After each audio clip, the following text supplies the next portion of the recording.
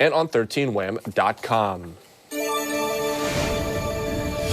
We are learning more about Signal, the application reportedly used by national security leaders to communicate sensitive information that made national headlines after a journalist was inadvertently looped in. 13 Wham's Daniel Finkelstein spoke with a local cybersecurity expert who explains how the app works. Daniel, good evening. Good evening, Stephen. The app Signal provides encrypted messaging. It's essentially a scrambling of message data between the sender and the recipient. And while secure, one expert tells me it must be used with caution.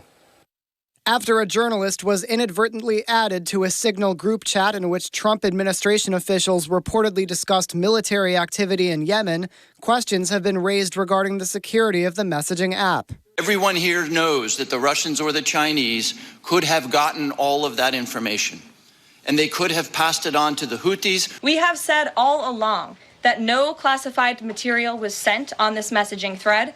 There were no locations, no sources or methods revealed, and there were certainly no war plans discussed. The conversations reportedly took place in the days before the strikes on Yemen's Houthis. National Security Advisor Mike Waltz would later take full responsibility for the error, saying he didn't know how the journalist's number was on his phone, a claim later disputed by the journalist. Signal uses something called end-to-end encryption. Jonathan Weissman teaches cybersecurity at universities across Western New York. What that means is when the sender composes the message, before the message is sent, it's scrambled up so that anybody in between the sender and the actual recipient can't understand the message.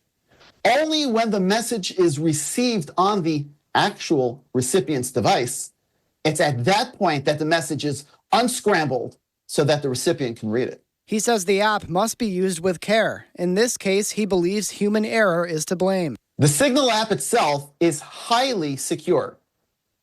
The problem arises when somebody using Signal accidentally sends a message to someone that's not intended to receive the message.